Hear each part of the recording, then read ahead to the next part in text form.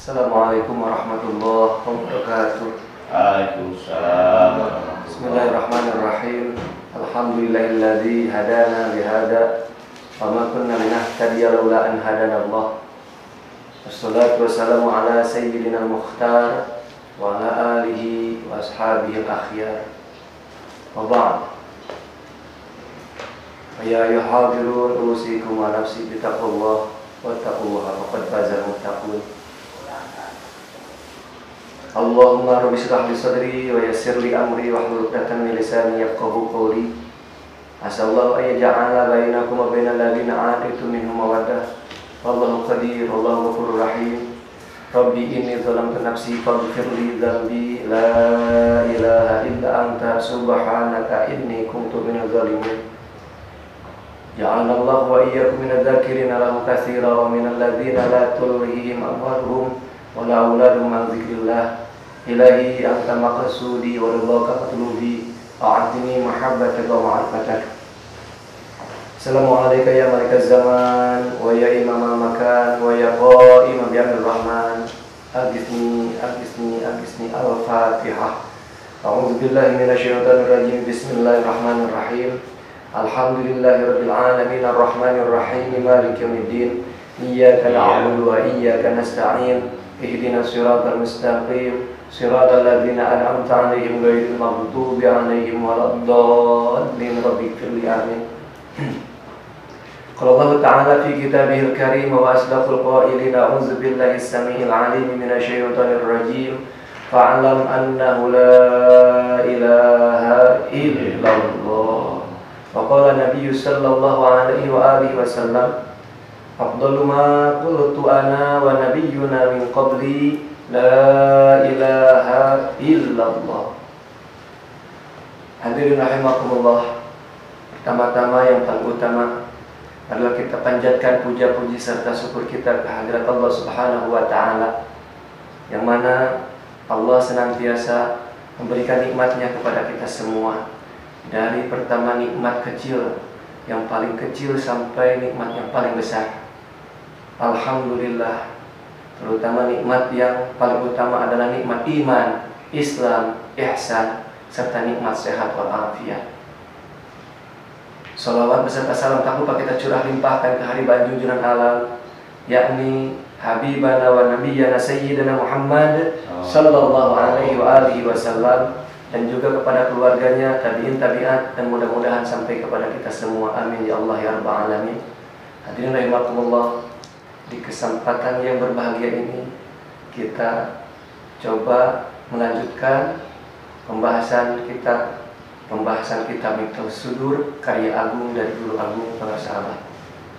Hadirin rahimakumullah, kita masuk pasal pertama dari kitab karya agung guru agung para sahabat, kitab Miftahus Sudur.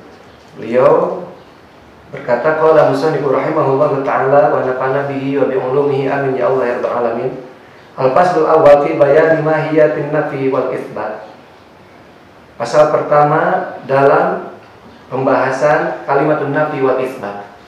Pengasahabat mengistilahkan kalimat la ilaha illallah dengan kalimat nafi wal itsbat. Kenapa? Karena dalam kalimat la ilaha illallah ada dua esensi. Satu nafi, kedua isbat.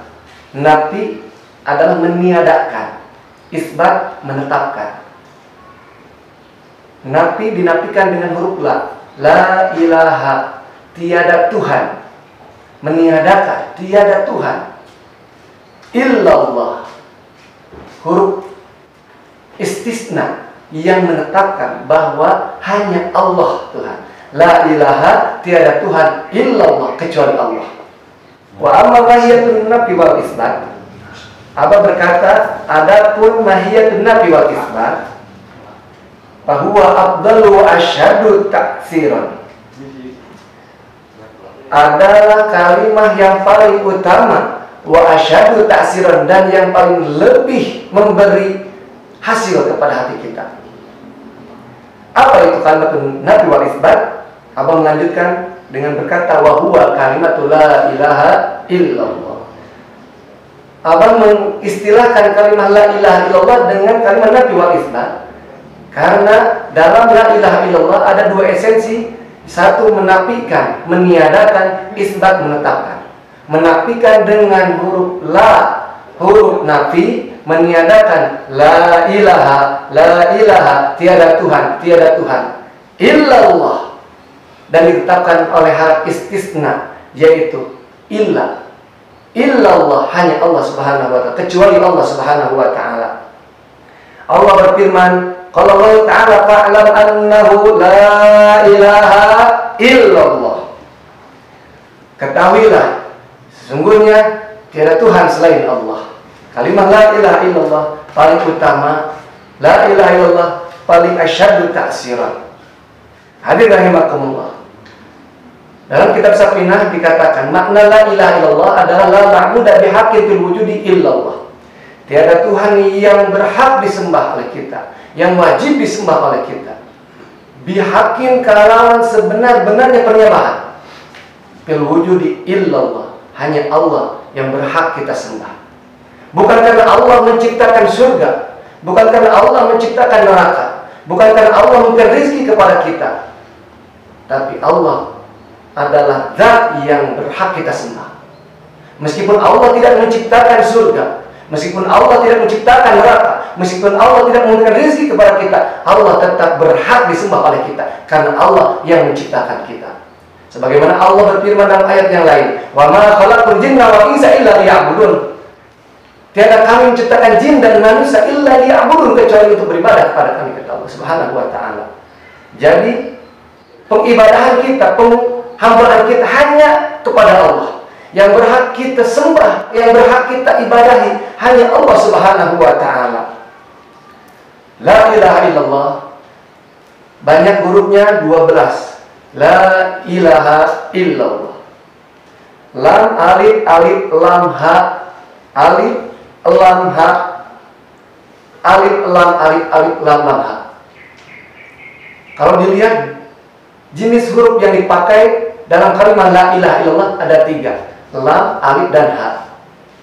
Lam ada 5, alif ada 5, ha ada 2. Menurut para ulama ahli falak, setiap huruf hijaiyah mengandung angka. Lam 30, alif 1, ha 5. Lam 30, lamnya ada 5 jadi 150. Alif ada 5 kali 1 jadi 5. Ha ada 2 yang punya angka 5 jadi 10. Jumlah semuanya 165. Sebagian ulama ahli thariqah mengatakan, barang siapa mengamalkan la ilaha illallah sebanyak 165 minimal, lebih banyak lebih bagus, maka ia telah memberikan haknya, hak la ilaha illallah. Hadirin rahimakumullah. Dalam kitab Safinatun Najah dikatakan makna la ilaha illallah adalah la ma'budu bihaqqin fil wujudi illallah, yaitu makna la ilaha illallah tiada Tuhan zat yang wajib kita sembah bihaqqin dengan sebenar-benarnya penyembahan illallah, kecuali Allah subhanahu wa ta'ala. Allah satu-satunya zat yang wajib kita sembah, satu-satunya zat yang punya hak kita sembah. Bukan karena Allah menciptakan surga, bukan karena Allah menciptakan neraka, bukan karena Allah memberikan rezeki kepada kita. Kalau Allah tidak menciptakan surga dan juga tidak menciptakan neraka, tetap Allah yang berhak kita sembah. Hadirin rahimakumullah. Makna la ilaha illallah, la ma'budu illallah, la maqsuda illallah, la matluba illallah, la mawjuda illallah. La ilaha illallah, Allah berfirman dalam Al-Quran, fa'lam annahu la ilaha illallah. Ketahuilah bahwasanya tiada Tuhan selain Allah. Di sini Allah menggunakan fil amar. Fa'lam, ketahuilah.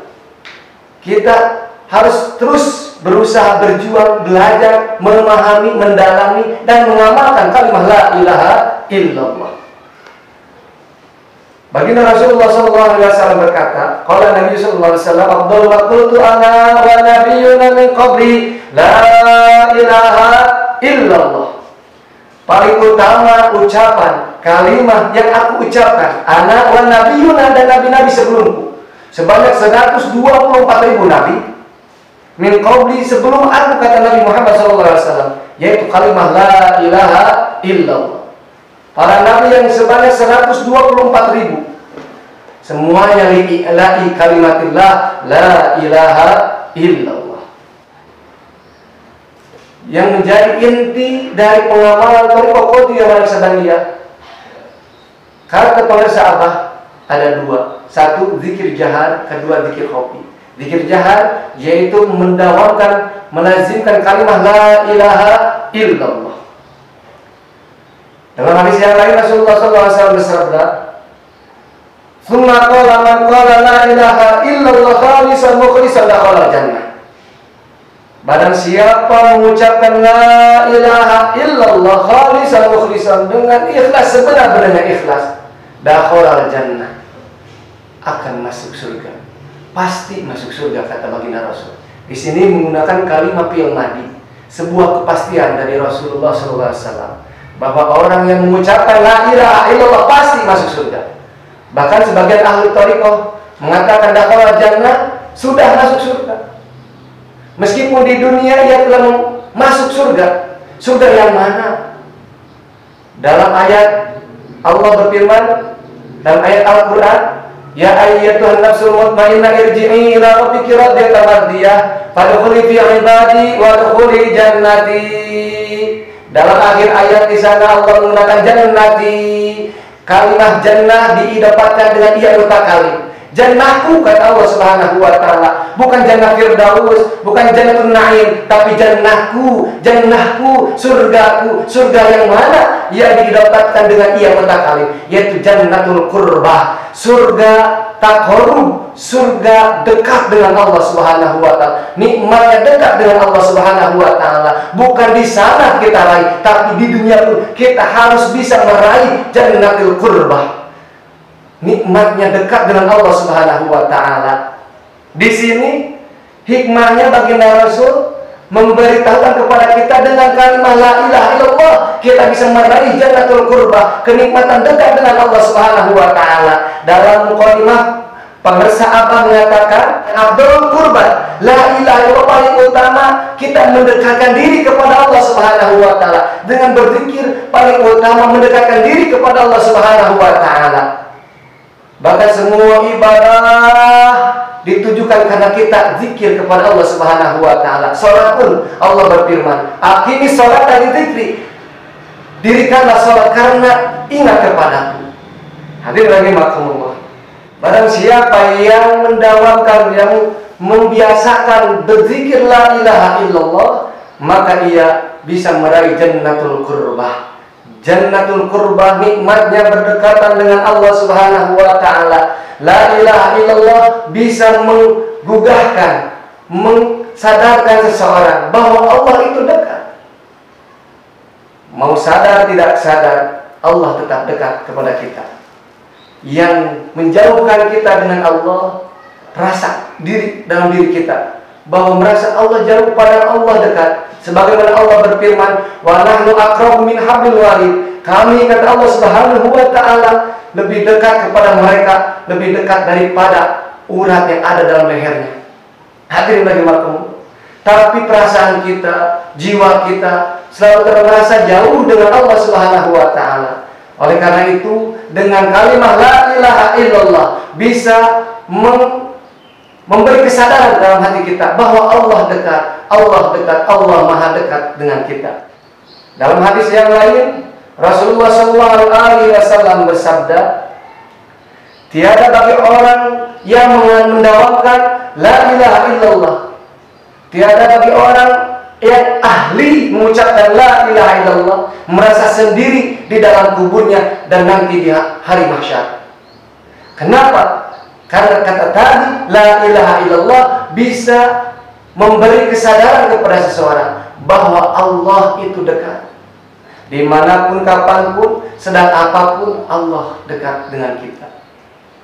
Bagi orang yang bisa merasakan, menyadari bahwa Allah dekat, ia tidak akan berani melakukan maksiat, dia tidak akan berani meninggalkan kewajiban ibadah kepada Allah Subhanahu wa taala.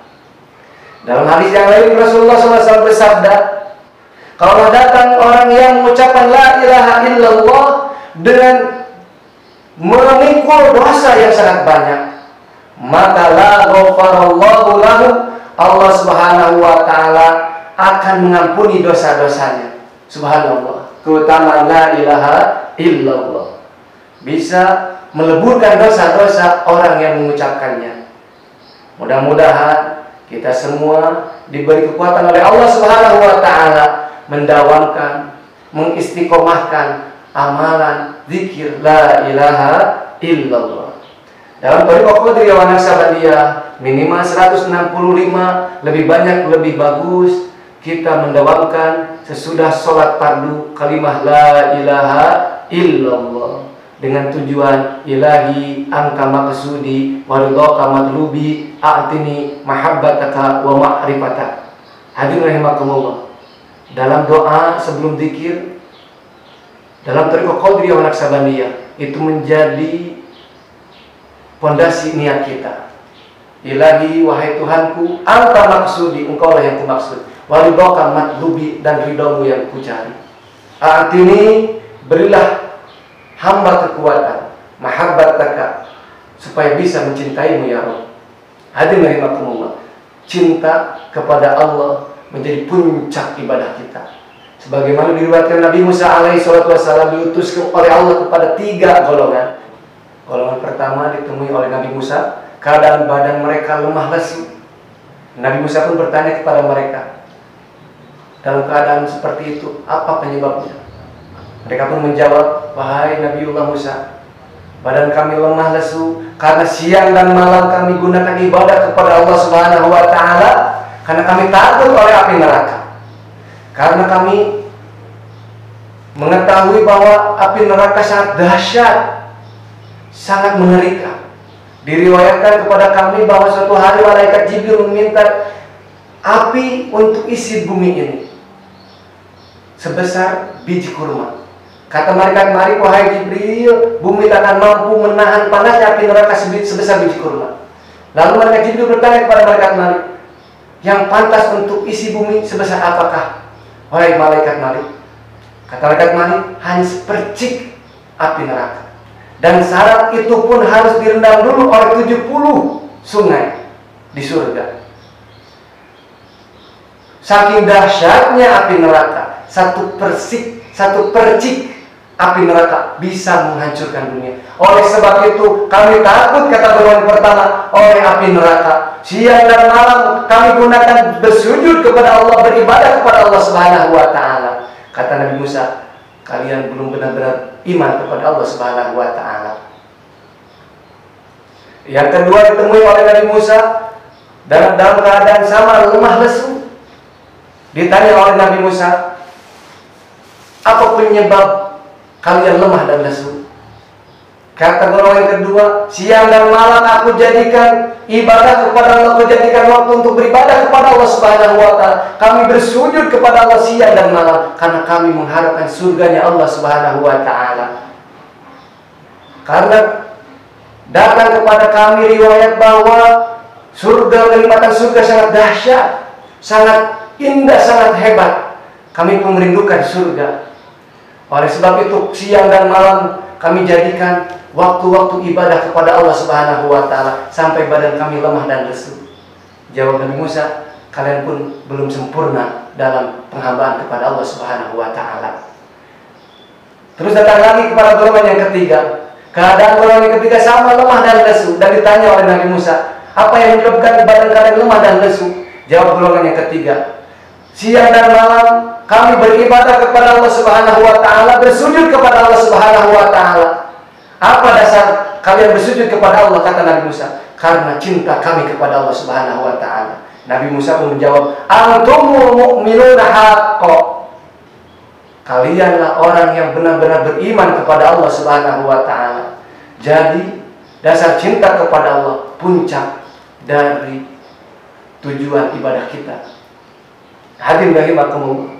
Oleh sebab itu, dalam pengamalan thariqah Qadiriyah wa Naqsabandiyah, jalur pondok pesantren Sulijalaya, sebelum zikir jahar, zikir khofi, guru agung, para mursyid-mursyid, terutama guru agung pengesahabat, menitik beratkan tujuan dari zikir kita dengan melafazkan, mengucapkan Ilahi anta maksudi wa ridhaka matlubi a'tini mahabbataka wa ma'rifataka. Mudah-mudahan kita semua diberi kekuatan oleh Allah Subhanahu wa taala untuk mengamalkan dan melestarikan ajaran Thariqah Qadiriyah wa Naqsabandiyah. Amin ya rabbal alamin.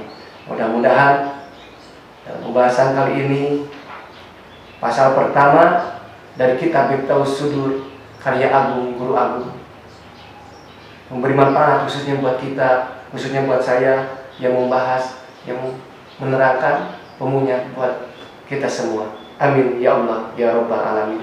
Allahul muwaffiq ila aqwamit thoriq. Wassalamualaikum warahmatullahi wabarakatuh.